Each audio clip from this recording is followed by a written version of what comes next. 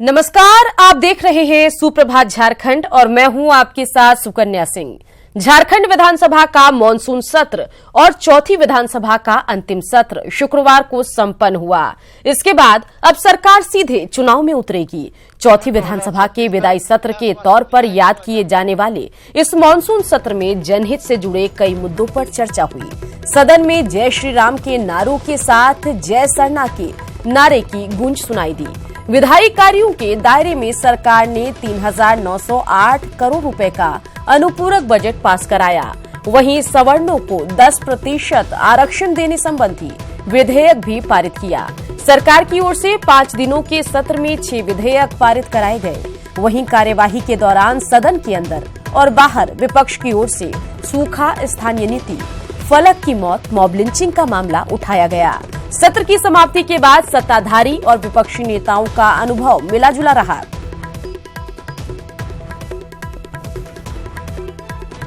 ये माननीय सदस्य हैं और मुझे सौभाग्य प्राप्त हुआ है कि मैं इनके पिताजी के साथ भी विधायक था। वो हमसे बहुत सीनियर थे और ये नए चुनकर आए हैं। हम लोग में आपस में मजाक चलता रहता है और मजाक के क्रम में ही ये सारी चीजें हुई थी। मैं अपने मन से बोलूँगा जय श्री राम, मैं अल्लाह अकबर बोलूँगा, ये भी बोलेंगे अल्लाह अकबर, तो मन से बोलेंगे। मैं थोड़ी बोलूँगा कि अल्लाह अकबर आप बोलिए, ऐसी बात नहीं है।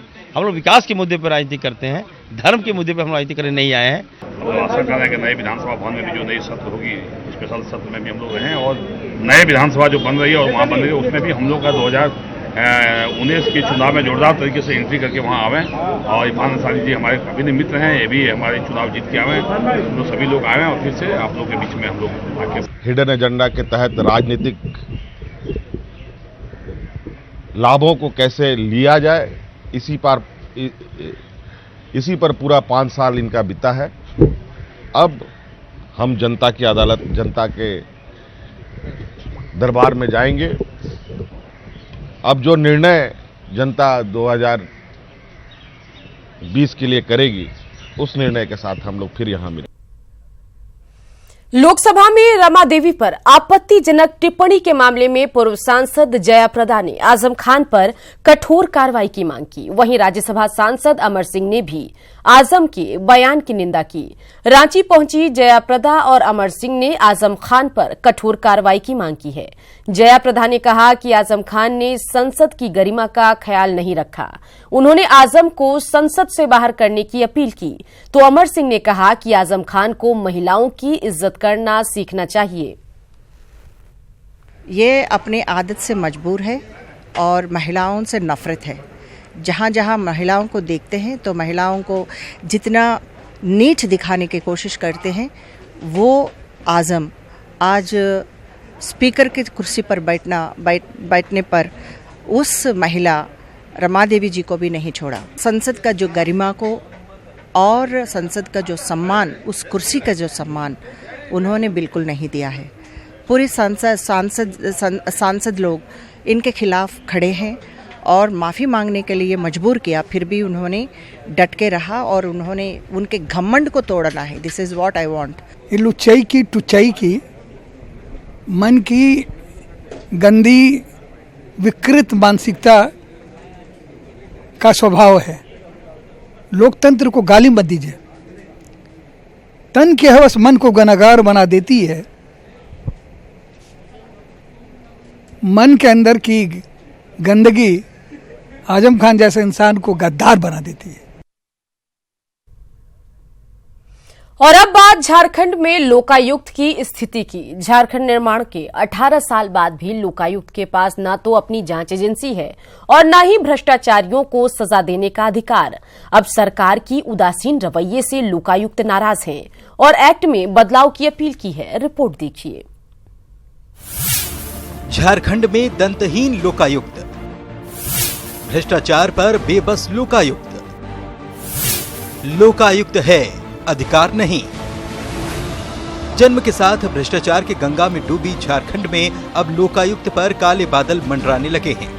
बिहार से विरासत में मिले लोकायुक्त कानून में करीब 19 साल के बाद भी बदलाव नहीं किया जा सका और 1973 एक्ट के अधीन झारखंड लोकायुक्त काम कर रहा है।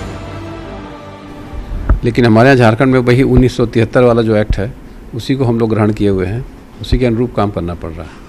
परिस्थितियाँ बदल गई हैं, भ्रष्टाचार के तरीके बदल गए हैं, इसलिए उस पर अंकुश लगाने का जो तरीका है वो भी बदलना चाहिए। सरकार बदल गई, भ्रष्टाचार के तरीके बदल गए, परिस्थितियां भी बदल गईं, लेकिन 19वीं सदी के विरासत में मिले लोकायुक्त कानून में बदलाव नहीं आया। मतलब साफ है, लोकायुक्त करप्शन पर माथा पीटते रहे और भ्रष्ट अधिकारी सफेद पोश करप्शन पर करप्शन करते रहे। यहाँ अपनी कोई एजेंसी नहीं है जांच के लिए। जो जांच एजेंसी है वो सरकार की मशीनरी है और उसमें वही पदाधिकारी लोग हैं जो इस विभाग से उस विभाग में जाते हैं और उन्हीं के खिलाफ आरोप होता है। तो प्रायः देखा जा रहा है कि जिस विभाग के पदाधिकारी के ऊपर आरोप है भ्रष्टाचार का या हरासमेंट का, उसी विभाग के पदाधिकारी को जांच के लिए दे दिया जाता है। दर्द लोकायुक्त इतना ही नहीं, सरकारी सिस्टम की खामियों पर लोकायुक्त अपनी भड़ास निकाल रहे हैं। जैसे अभी कुछ घटनाएं ऐसी हुई अस्पताल के कारण, जो प्राइवेट हॉस्पिटल्स हैं उनमें नेग्लिजेंस हुआ, नेग्लिजेंस के कारण कुछ मौतें हो गई।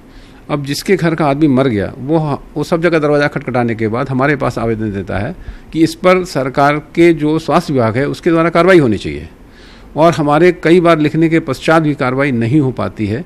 इसके कारण अब आप कल्पना कर सकते हैं कि जिसका व्यक्ति डॉक्टर के नेग्लिजेंस के कारण मर गया और उस डॉक्टर पर, चाहे उस अस्पताल पर, उस प्राइवेट अस्पताल पर सरकारी जो हमारे महकमा है स्वास्थ्य विभाग, उसके द्वारा यदि कार्रवाई नहीं हो, बड़ी विकट स्थिति होती है, अच्छा नहीं लगता है। सरकारी विभागों की कार्यशैली से नाराज लोकायुक्त ने मुख्य सचिव को पत्र लिखा है। साथ ही जल्द मुख्यमंत्री से मिलकर विभाग के कामकाज और एक्ट में बदलाव को लेकर तैयार मसौदा सौंपने का निर्णय लिया। अभी मैंने एक पत्र लिखा है मुख्य सचिव को। मुख्य सचिव को हमारे कार्यालय से एक पत्र भेजा गया है जिसमें जो परेशानियां हो रही हैं हमारे आदेश के अनुपालन में या हमारे आदेश के बाद जांच में, तो उस पर मैंने उनका ध्यान आकृष्ट करने के उद्देश्य से एक पत्र लिखा है, क्योंकि इनसे मेरी बात अभी तक नहीं हुई है। देखते हैं उस पर क्या उत्तर आता है। लोकायुक्त को उत्तर का इंतजार है, लेकिन भ्रष्टाचार को लेकर लोकायुक्त को मजबूत क्यों नहीं बना रही सरकार?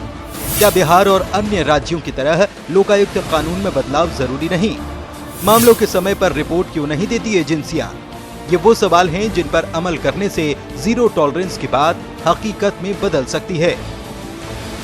भुवन किशोर झा, न्यूज़ 18, रांची।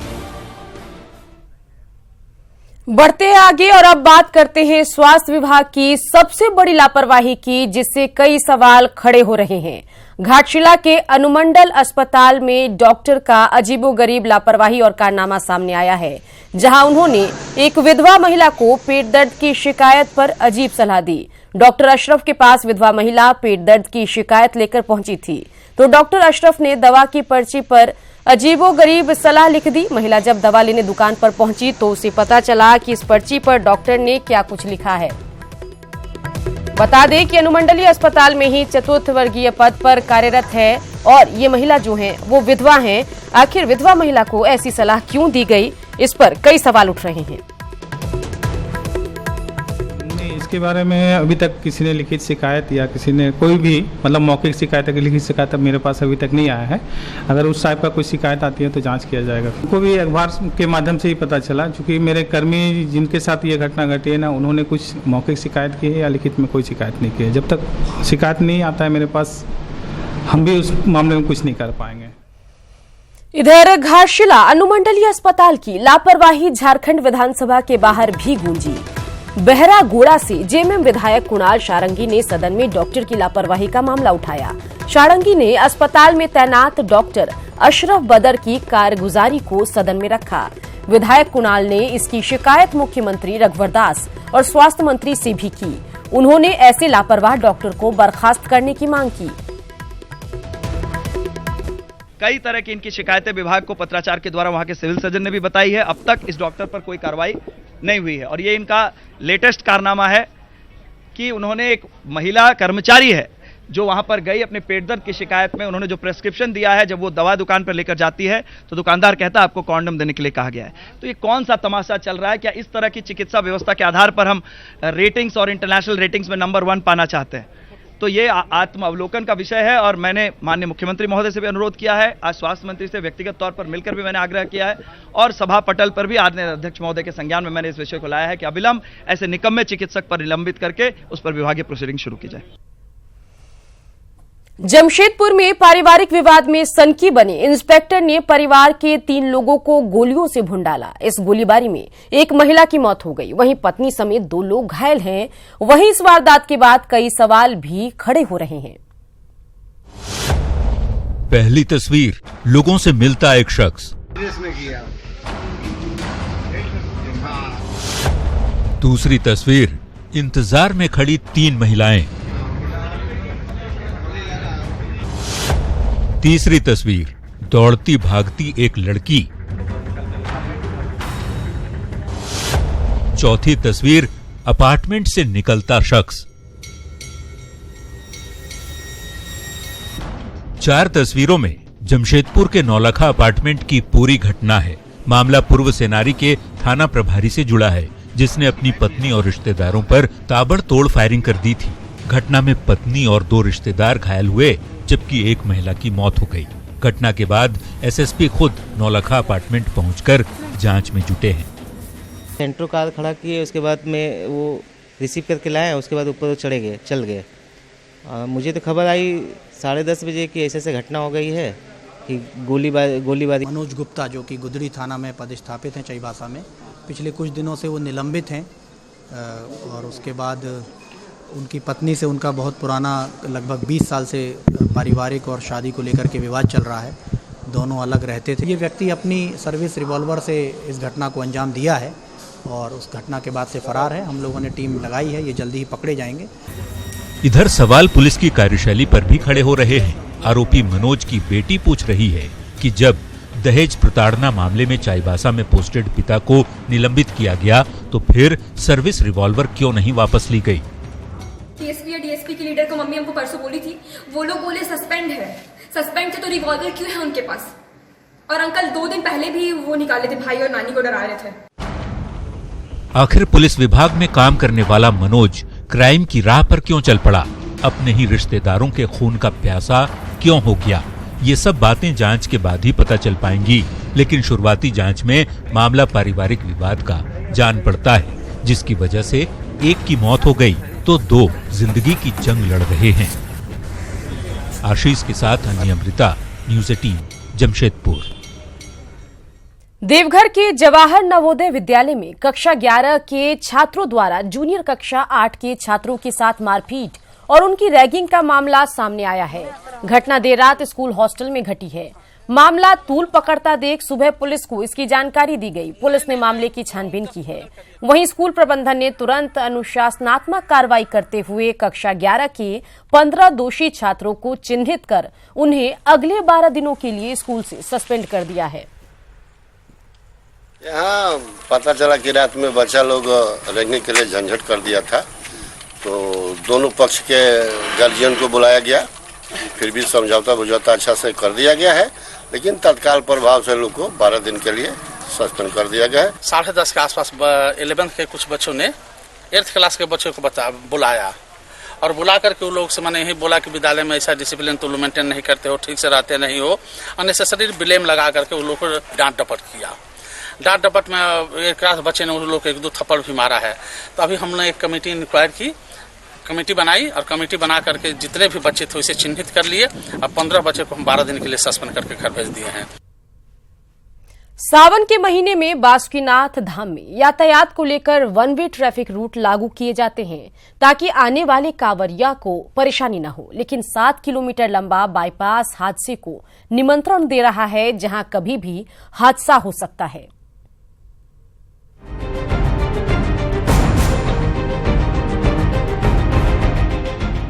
सड़क पर लगे तोरण द्वार बासुकीनाथ धाम में स्वागत के लिए तैयार हैं, लेकिन यहाँ के 7 किलोमीटर तक समतल सड़क खोजने पर मुश्किल नहीं नामुमकिन है।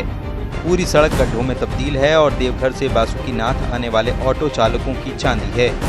खराब सड़कों के नाम पर शिव भक्तों से ज्यादा किराया लिया जाता है। श्रद्धालुओं को सरकार देवतुल्य का दर्जा लेकर यहाँ आमंत्रित करते हैं, पूरी सुविधा और सुरक्षा का वादा करते हैं, लेकिन श्रद्धालुओं की नजर में व्यवस्था की क्या छवि है, जरा आप भी सुनिए। क्योंकि आज ऐसा रास्ता होने से हम लोग को इतना तकलीफ होता है कि हम लोग बासुकीनाथ आने के लिए सोचना पड़ता है। और देवघर से जब हम रवाना होते हैं तो कोई भी ऑटो वाला जाने के लिए रेडी नहीं होता है कि बम जी वहाँ रास्ता बहुत ख़राब है, हम लोग नहीं जाएंगे।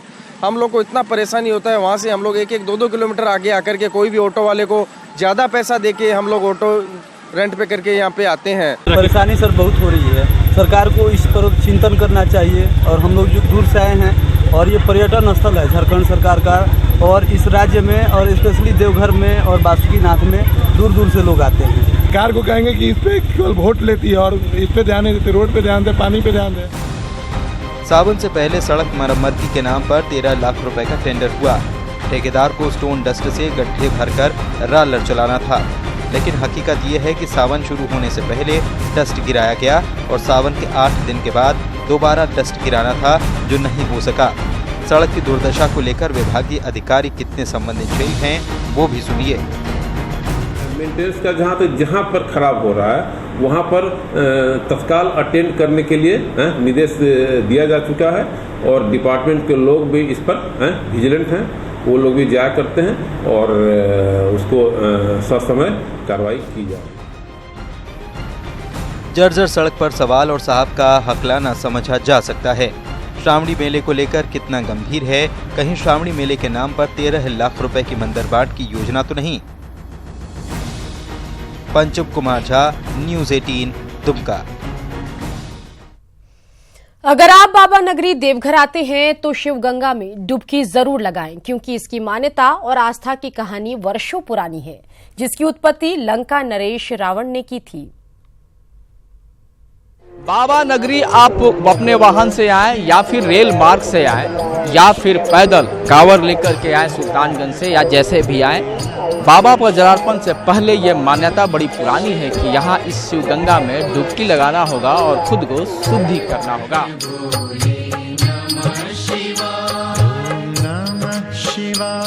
पवित्रता का प्रतीक शिवगंगा की उत्पत्ति लंका नरेश रावण ने की थी। ऐसी मान्यता है कि कैलाश पर्वत से महादेव को लेकर जाते वक्त रावण को लघुशंका लगी तो रावण ने बैजू नाम की ग्वाले को शिवलिंग देकर घंटों लघुशंका करता रहा। बाद में अपनी शुद्धि के लिए जब जल नहीं मिला तो यहाँ पाताल गंगा की उत्पत्ति की, जो कालांतर में शिवगंगा के नाम से जाना जाने लगा। शिवगंगा का संबंध रावण से जुड़ा हुआ है, क्योंकि जब रावण को लघुशंका लगा तो उन्होंने हाथ धोने के लिए यहाँ पाताल गंगा का निर्माण किया, प्रपात किया, जिसके बाद में इसको शिवगंगा का रूप दिया गया। या मुष्टि प्रहार करके यहाँ पाताल गंगा का निर्माण रावण के द्वारा हुआ है। सावन के महीने में शिवगंगा सरोवर का महत्व और भी बढ़ जाता है। सुल्तानगंज से पैदल कांवरियों सबसे पहले यहीं पहुंचते हैं और शिवगंगा में आस्था की डुबकी लगाकर शुद्धिकरण होते हैं। फिर पुरोहितों की ओर से सुल्तानगंज में लिए गए संकल्प को छुड़ाया जाता है और फिर शिव भक्त बाबा का जलाभिषेक करते हैं। यहाँ की यही मान्यता है कि यहाँ से नहा कर संकल्प छोड़ाकर ही बाबा को जल चढ़ता है। इसमें सुनते हैं कि जो मानिए आपकी इच्छा पूरी होती है। हाँ, यहाँ नहाने से हर दर्द पीड़ा खत्म हो जाता है। यहाँ डुबकी लगा लेने के बाद में हमको ऐसा महसूस होता है कि हम जैसे एकदम रिफ्रेश हो गए, ना कोई थकावट ना एनर्जी और एक्स्ट्रा आ जाती है। बाबा भोले शंकर की मंदिर से 500 मीटर की दूरी पर स्थित शिव गंगा के बारे में कहा जाता है कि यहाँ स्नान करने से कई बीमारियां ठीक हो जाती हैं। शिव गंगा में आस्था की एक डुबकी से भक्तों के सारे कष्ट दूर हो जाते हैं। जो भी कांवरिया बाबा नगरी आते हैं, जलार्पण से पहले इस शिव गंगा में डुबकी लगाते हैं, अपने को शुद्ध करते हैं और फिर बाबा पर जलार्पण करते हैं। कैमरा पर्सन केडी के साथ मनीष राज, न्यूज़ 18 देवघर। आपको याद दिला दें कि आप अपना सबसे प्रिय चैनल न्यूज़ 18 सिर्फ 10 पैसे में पूरे महीने देख सकते हैं। आज ही अपने DTH या केबल ऑपरेटर से संपर्क करें या फिर ऑनलाइन सब्सक्राइब करें। और इसी के साथ बुलेटिन में इतना ही। झारखंड की बाकी खबरों को देखने के लिए आप लॉगिन कर सकते हैं हमारी वेबसाइट news18jharkhand.com पर।